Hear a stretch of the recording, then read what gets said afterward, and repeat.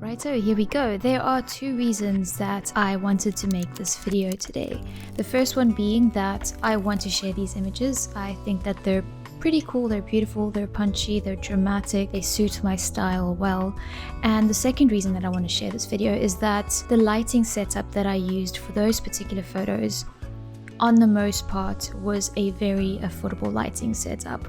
Some of the images used the lighting assistance of another light, which is slightly less affordable, but overall, the lighting setup for that photo shoot was very affordable. These are the very first lights that I had ever bought for my photography. In other words, I bought them not knowing what I was doing, but I knew that I wanted to invest in something that would allow for me to progress on my photography and allow me to experiment with lighting, not only for video but for photography as well. So I got continuous lights in this whole setup that I got from Amazon at a relatively affordable price. At the time it didn't feel affordable, but now when I look back at what it costs to invest in lighting setups for your photography and for your video, it is an affordable option. And it was those kits that you see online, typically on Amazon. It's the umbrellas, it's the continuous lights, usually 80 watts, those curly LED lights, and I got them with some light stands, those very flimsy ones that I wouldn't necessarily recommend, but I've been making use of them pretty happily. The white diffuser umbrellas, the reflective silver, reflective black umbrellas, and in this particular kit I also got the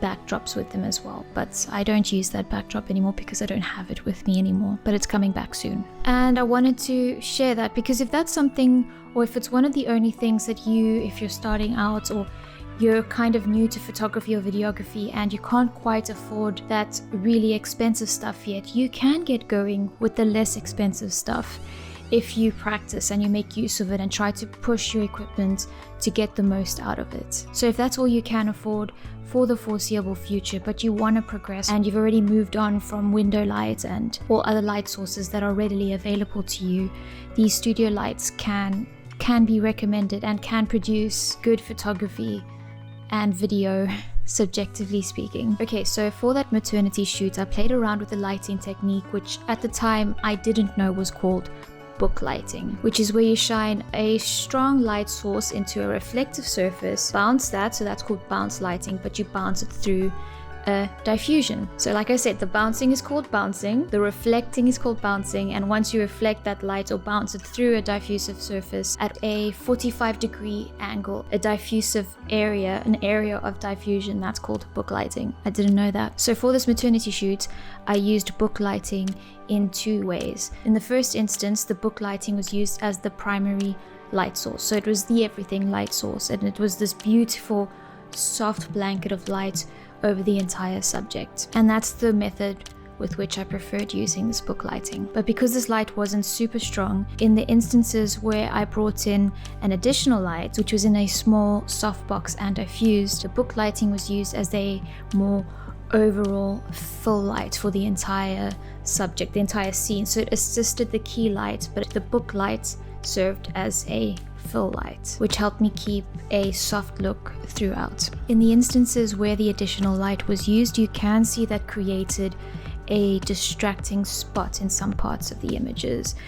I don't know if it's too distracting, but now that I've pointed it out, maybe you might notice it more easily. So in the shots where the other light was used, the bounce soft light of the book lighting was used as an overall full light, as I mentioned. So the main reason that I chose to bring in that extra light to help as the additional key light, which then turned the book light into a full light, I brought that in because in the work or in the images where less shadow work was involved, so in the images that were less abstract, the images that were more typical of portraits, I didn't want to raise the ISO to the point of bringing in too much digital noise. It was as simple as that. I just needed a bit more light, so I strategically placed another light to act as a new key light, but the full light kept the overall scene soft. So to drive this point home, I sat back over there and I took some self-portraits, some using the book lighting technique and some using the bounce lighting technique.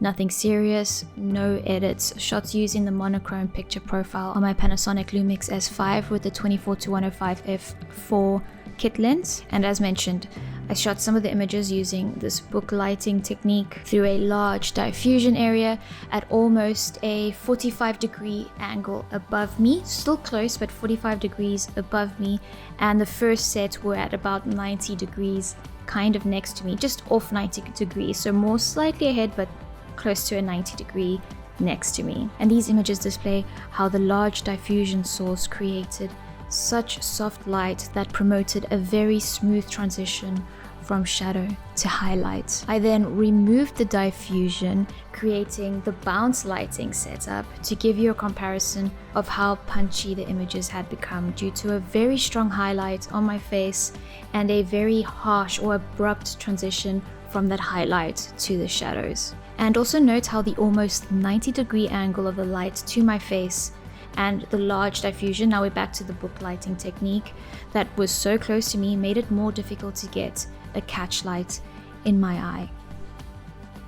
Catch light in my eye. I hope there's a catch light here, otherwise who cares? And after shifting my positioning to make that more of a 45-degree angle, like this light is here, this light here is at a 45-degree angle to me. I'll put a photo or a video of that in there. It became easier to get a catch light in my eye, even with the large diffusion that was very close to me. And maybe on that note, catch lights are a fantastic feature to have to achieve in your portrait photography, but if you've run a session and out of some of the photos that you have a photo that you love but it happens to not have a catch light, don't eliminate that from your selection process. It's not the be all and end all, but catch lights are good, they're great. But don't let these harsh rules of photography and video limit you all the time. Obviously, there are some instances where you need to limit yourself and make harsh decisions on what makes the cut in your selection process and what doesn't. But be wary of hard photography rules. Be aware of them, but sometimes it's okay to break some rules. That's all I have to say about that. But all in all, let's end it there. I'm hoping this is going to be one of my shorter videos. My previous videos have been getting a little bit quite long. This was to share some photos that I'm very happy that I took a few months ago, and to just share a very affordable lighting setup, a lighting setup that I'm using right now along with some window light. It's doable, it's usable. If it's all you can afford for the foreseeable future, I wouldn't recommend against getting these less expensive lights if it's what you need to progress further in your photo and your video journey. Let's leave it at that, folks. Thank you so much for taking the time to be here. I do appreciate it. Don't forget to keep taking photos, keep making videos, take care of yourselves, and I'll catch you in the next one.